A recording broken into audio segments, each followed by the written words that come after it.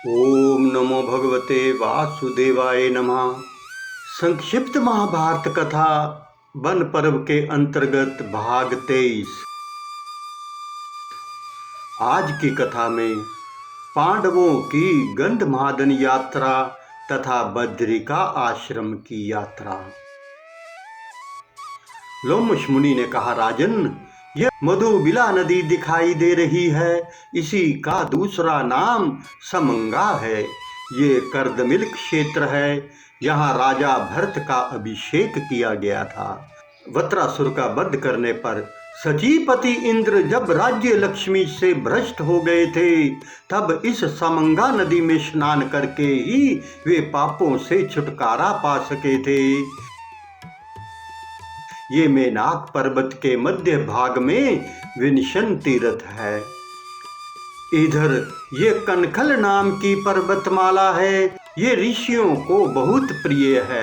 इसके पास ही ये महानदी गंगा दिखाई दे रही है। पूर्व काल में यहाँ भगवान संत कुमार ने सिद्धि प्राप्त की थी। राजन, इसमें स्नान करके तुम सब पापों से मुक्त हो जाओगे। इसके आगे पुण्य नाम का सरोवर और भृगुतुंग नाम का पर्वत आवेगा। वहां तुम उष्ण गंगा तीर्थ में अपने मंत्रियों के सहित स्नान करना। देखो, वह स्थूल शिरोमुनि का सुंदर आश्रम दिखाई दे रहा है। वहां अपने मन से मान और क्रोध को निकाल देना। इधर ये रंभ्य ऋषि का श्री संपन्न आश्रम सुशोभित है। यहाँ के वृक्ष सर्वदा फल फूलों से लदे रहते हैं।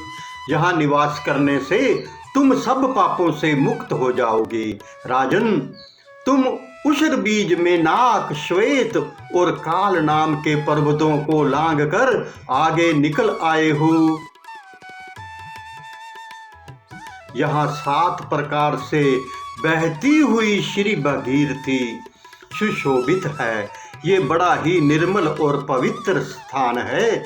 यहाँ अग्नि सर्वदा ही प्रज्वलित रहती है। अब यह स्थान मनुष्यों को दिखाई नहीं देता। तुम धैर्य पूर्वक समाधि प्राप्त करो, तब इन तीर्थों का दर्शन कर सकोगे। अब हम मंदराचल पर्वत पर चलेंगे। वहां मणिभद्र नाम का यक्ष और यक्षराज कुबेर रहते हैं। राजन, इस पर्वत पर 88,000 गंधर्व और किन्नर तथा उनसे चौगुने यक्ष अनेकों प्रकार के शस्त्र धारण किए यक्षराज मणिभद्र की सेवा में उपस्थित रहते हैं। ये तरह तरह के रूप धारण कर लेते हैं। यहाँ उनका प्रभाव है। गति में तो वे साक्षात वायु के समान हैं। उन बलवान यक्ष और राक्षसों से सुरक्षित रहने के कारण ये पर्वत बड़े दुर्गम हैं। इसलिए यहाँ तुम बहुत सावधान रहना। हमें यहाँ कुबेर के साथी जो मैत्र नाम के भयानक राक्षस हैं, उनसे सामना करना पड़ेगा। राजन, कैलाश पर्वत 6 योजन ऊंचा है। उस पर्वत पर देवता आया करते हैं और उसी पर बद्रिका आश्रम नाम का तीर्थ भी है। अतः तुम मेरी तपस्या और भीमसेन के बल से सुरक्षित होकर इस तीर्थ में स्नान करो। देवी गंगे, मैं कंचनमय पर्वत से उतरती हुई आपकी कल कल ध्वनि सुन रहा हूँ। आप इन नरेंद्र युधिष्ठिर की रक्षा करें। इस प्रकार गंगा जी से प्रार्थना करके लोमश जी ने युधिष्ठिर को सावधान होकर आगे बढ़ने का आदेश दिया। तब महाराज युधिष्ठिर ने अपने भाइयों से कहा, भाइयों, महर्षि लोमश जी इस देश को अत्यंत भयंकर मानते हैं। इसलिए तुम लोग द्रौपदी को संभाल रखो, इसमें प्रमाद ना हो। यहाँ मन, वाणी और शरीर से भी बहुत पवित्र रहना। भीमसेन मुनिवर ने कैलाश के विषय में जो बात कही है वह तुमने भी सुनी ही है। अब जरा विचार लो, इस पर द्रौपदी कैसे बढ़ेगी। नहीं तो एक काम करो सहदेव, भगवान धौम्य रसोइयों, पुरवासियों, रथ घोड़ों, नौकर चाकरों और रास्ते का कष्ट ना सह सकने वाले ब्राह्मणों को लेकर तुम लौट जाओ। मैं नकुल और भगवान लोमश जी तीनों ही अल्पाहार का नियम रखते हुए इस पर्वत पर चढ़ेंगे। मेरे लौट कर आने तक तुम सावधानी से हरिद्वार में रहो और जब तक मैं ना आऊं द्रौपदी की भली भांति देख रेख करते रहो। भीमसेन ने कहा, राजन, इस पर्वत पर राक्षसों की भारमार है, यूं भी ये बड़ा ही दुर्गम और बहीड़ है। सौभाग्यवती द्रौपदी भी आपके बिना लौटना नहीं चाहती। इस तरह यह सहदेव भी सदा आपके पीछे ही रहना चाहता है। मैं इसके मन की बात खूब जानता हूँ, ये भी कभी नहीं लौटेगा। इसके सिवा सभी लोग अर्जुन को देखने के लिए बहुत उत्सुक हो रहे हैं, इसलिए सब आपके साथ ही चलेंगे। यदि अनेकों गुहाओं के कारण इस पर्वत पर रथों से यात्रा करना संभव ना हो तो हम पैदल ही चलेंगे। और आप चिंता ना करें, जहां जहां द्रौपदी पैदल ना चल सकेगी वहां वहां मैं इसे कंधे पर चढ़ा कर ले चलूंगा। ये माद्री कुमार नकुल और सहदेव भी सुकुमार हैं। जहां कहीं दुर्गम स्थान में इन्हें चलने की शक्ति ना होगी वहां इन्हें भी मैं पार लगा दूंगा। ये सुनकर युधिष्ठिर ने कहा, तुम ये यशस्विनी पांचाली और नकुल सहदेव को भी ले चलने का साहस दिखा रहे हो, ये बड़ी प्रसन्नता की बात है। किसी दूसरे से ऐसी आशा नहीं की जा सकती। भैया, तुम्हारा कल्याण हो और तुम्हारे बल, धर्म और सुजश की वृद्धि हो। द्रौपदी ने भी हंसकर कहा, राजन, मैं आपके साथ ही चलूंगी, आप मेरे लिए चिंता ना करें। लोमश जी बोले, कुंती नंदन, इस गंधमादन पर्वत पर तप के प्रभाव से ही चढ़ा जा सकता है, इसलिए हम सभी को तपस्या करनी चाहिए। तप के द्वारा ही हम तुम तथा नकुल, सहदेव और भीमसेन अर्जुन को देख सकेंगे। वे शंपजायन जी कहते हैं, राजन, इस प्रकार बातचीत करते वे आगे बढ़े तो उन्हें राजा सुबाहु का विस्तृत देश दिखाई दिया, जहां हाथी घोड़ों की बहुतात थी तथा सैकड़ों की रात तंगन और पुलिंद जाति के लोग रहते थे। जब पुलिंद देश के राजा को पता लगा कि उसके देश में पांडव लोग आए हैं तो उसने बड़े प्रेम से उनका सत्कार किया। उनसे पूजित होकर वे बड़े आनंद से उनके यहाँ रहे। दूसरे दिन सूर्य उदय होने पर उन्होंने बर्फीले पहाड़ों की ओर प्रस्थान किया। उन्होंने इंद्रसेन आदि सेवकों को, रसोइयों को तथा द्रौपदी के सारे सामान को पुलिंदराज के यहाँ छोड़ दिया और फिर पैदल ही आगे बढ़े। युधिष्ठिर इस प्रकार कहने लगे, भीम, मैं अर्जुन को देखने की इच्छा से ही 5 वर्ष से तुम सब को लिए सुरभ्य तीर्थ वन और सरोवरों में विचर रहा हूँ, परंतु अभी तक सत्यसंध और सूरवीर धनंजय को ना देख सकने से मुझे बड़ा ताप हो रहा है। अर्जुन के गुणों की क्या बात कहें, यदि छोटे से छोटा आदमी भी उसका तिरस्कार करता तो भी वह उसे क्षमा कर देता था। सीधी साधी चाल से चलने वाले पुरुषों को वह सुख शांति देता था और उन्हें अभय कर देता था। यदि कोई छल कपट से उसके साथ घात करता तो वह स्वयं इंद्र ही क्यों ना हो उसके हाथ से बच नहीं सकता था। अपनी शरण में आए हुए शत्रु पर भी उसका बड़ा उदार भाव रहता था। हम सबका तो वही सहारा ही था। वे शत्रुओं को कुचलने वाला, सब प्रकार के रत्नों को जीतने वाला और सभी को सुखी रखने वाला था।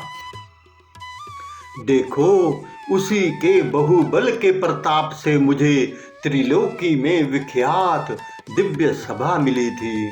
उसका पराक्रम महाबली संकर्षण, वीरवर वासुदेव और तुमसे टक्कर लेता है। उसी को देखने के लिए हम लोग गंधमादन पर्वत पर चढ़ रहे हैं। इस देश में कोई सवारी पर बैठकर नहीं चल सकता और ना क्रूर, लोभी एवं अशांत चित्त पुरुष ही यहाँ की यात्रा कर सकते हैं। जो लोग असंयमी होते हैं उन्हीं को यहाँ मक्खी, मच्छर, डांस, सिंह, व्यग्र और सर्प आदि सताते हैं। संयमियों के तो ये सामने भी नहीं आते। अतः हमें संयत चित्त और अल्पहारी होकर इस पर्वत पर चढ़ना चाहिए। लोमश मुनि बोले, हे सौभ्य, ये शीतल और पवित्र जल वाली अलकनंदा नदी बह रही है। यह बद्रिका आश्रम से ही निकली है। देव ऋषिगण इसके जल का सेवन करते हैं। आकाशचारी बालखिल्यगण और गंधर्वगण भी इसके तट पर आते रहते हैं। यहाँ मरीच, पुलह, भृगु और अंगिरा आदि मुनिगण शुद्ध स्वर से साम गान किया करते हैं। गंगा द्वार में भगवान शंकर ने इसी नदी का जल अपनी जटाओं में धारण किया था। तुम सब विशुद्ध भाव से इस भगवती भागीरथी के पास जाकर प्रणाम करो। महामुनि लोमश की ये बात सुनकर पांडवों ने अलकनंदा के पास जाकर प्रणाम किया और फिर बड़े आनंद से समस्त ऋषियों के सहित चलने लगे। लोमश जी ने कहा, सामने जो ये कैलाश पर्वत के शिखर के समान सफेद सफेद पहाड़ सा दिखाई दे रहा है, वे नरकासुर की हड्डियां हैं। पूर्व काल में देवराज इंद्र का हित करने के लिए इसी स्थान पर भगवान विष्णु ने उस दैत्य का वध किया था। उस दैत्य ने 10,000 वर्ष तक कठोर तपस्या करके इंद्र आसन लेना चाहा। अपने तपोबल और बहुबल के कारण वे देवताओं के लिए अजय हो गया था और उन्हें सदा ही तंग करता रहता था। इससे इंद्र को बड़ी घबराहट हुई और वे मन ही मन भगवान विष्णु का चिंतन करने लगे। भगवान ने प्रसन्न होकर दर्शन दिए। तब सभी देवता और ऋषियों ने उनकी स्तुति की और अपना सारा कष्ट सुना दिया। इस पर भगवान ने कहा, देवराज, तुम्हें नरकासुर से भय है? ये मैं जानता हूँ और ये बात भी मुझसे छिपी नहीं है कि वे अपने तप के प्रभाव से तुम्हारा स्थान छीनना चाहता है। सो तुम निश्चिंत रहो, वह तपस्या से भले ही सिद्ध हो गया हो तो भी मैं शीघ्र ही उसे मार डालूंगा। देवराज से ऐसा कहकर उन्होंने एक ही तमाचे से उसके प्राण ले लिए। वे चोट खाए हुए पर्वत के समान पृथ्वी पर गिर गया। इस प्रकार भगवान के द्वारा मारे हुए उस दैत्यों की हड्डियों का ढेर ही ये सामने दिखाई दे रहा है। इसके सिवा श्री विष्णु भगवान का एक और कर्म भी प्रसिद्ध है। सतयुग में आदिदेव श्री नारायण यम का कार्य करते थे। उस समय मृत्यु ना होने के कारण सभी प्राणी बहुत बढ़ गए थे। उनके भार से अक्रांत पृथ्वी जल के भीतर 100 योजन घुस गई और श्री नारायण की शरण में जाकर कहने लगी, भगवान, आपकी कृपा से मैं बहुत समय तक स्थिर रही, परंतु अब बोझा अधिक बढ़ गया है, इसलिए मैं ठहर नहीं सकूंगी। मेरे इस भार को आप ही दूर कर सकते हैं। मैं शरणगता हूँ, आप मुझ पर कृपा कीजिए। पृथ्वी के ये वचन सुनकर श्री भगवान ने कहा, पृथ्वी, तू भार से पीड़ित है, ये ठीक है, किंतु भय की कोई बात नहीं है। मैं अब ऐसा उपाय करूंगा जिससे तू हल्की हो जाएगी। ऐसा कहकर भगवान ने पृथ्वी को विदा कर दिया और स्वयं एक सींग वाले वाहरा का रूप धारण किया। फिर भूमि को उसी एक सींग पर रखकर 100 योजन नीचे से पानी के बाहर ले आए। इस अद्भुत कथा को सुनकर पांडव बड़े प्रसन्न हुए और लोमश जी के बताए हुए मार्ग से जल्दी जल्दी चलने लगे। विषमपेजायन जी कहते हैं, राजन, जब पांडवों ने गंधमादन पर्वत पर पदार्पण किया तो बड़ा प्रचंड पवन बहने लगा। वायु के वेग से धूल और पत्ते उड़ने लगे। उन्होंने अकस्मात पृथ्वी, आकाश और संपूर्ण दिशाओं को आच्छादित कर दिया। धूल के कारण अंधकार छा जाने से एक दूसरे को देखना और आपस में बात करना कठिन हो गया।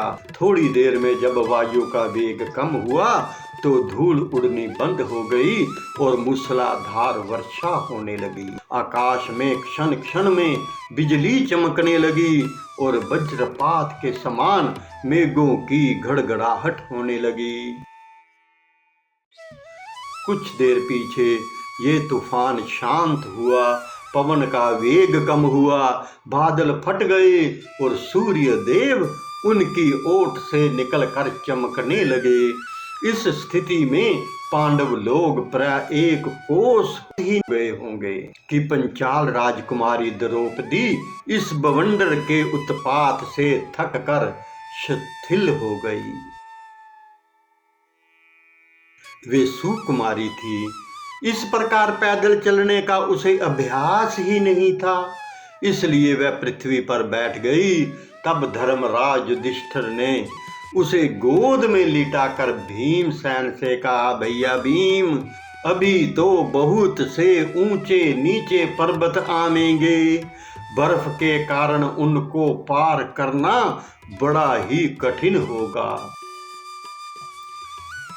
उन पर सुकुमारी द्रौपदी कैसे चलेगी? भीमसेन ने कहा, राजन, मैं स्वयं ही आपको, द्रौपदी को और नकुल सहदेव को ले चलूंगा, आप चिंता ना करें। इसके सिवा हिडंबा का पुत्र घटोत्कच भी बल में मेरे ही समान है, वह आकाश में चल सकता है। आपकी आज्ञा होने पर वे हम सबको ले चलेगा। ये सुनकर धर्मराज ने कहा, तो भीम, तुम उसे यहाँ बुला लो। उनकी आज्ञा होने पर भीमसेन ने अपने राक्षस पुत्र का स्मरण किया और उनके स्मरण करते ही घटोत्कच वहां उपस्थित हो गया। उसने हाथ जोड़कर पांडवों और सब ब्राह्मणों का अभिवादन किया और उन्होंने भी उसका यथोचित सत्कार किया। इसके पश्चात भयंकर वीर घटोत्कच ने हाथ जोड़कर भीमसेन से कहा, मैं आपके स्मरण करते ही आपकी सेवा के लिए उपस्थित हो गया हूँ, कहिए क्या आज्ञा है। तब भीमसेन ने उसे गले से लगाया, कहा, बेटा, तेरी माता द्रौपदी बहुत थक गई है, तू इसे अपने कंधे पर चढ़ा ले। इस प्रकार धीमी चाल से चल जिससे इसे कष्ट ना हो। घटोत्कच ने कहा, मैं अकेला ही धर्मराज, धौम्य, द्रौपदी और नकुल सहदेव सबको ले चल सकता हूँ। इस पर भी मेरे साथ तो और भी सैकड़ों इच्छा अनुसार रूप धारण करने वाले सैकड़ों शूरवीर हैं।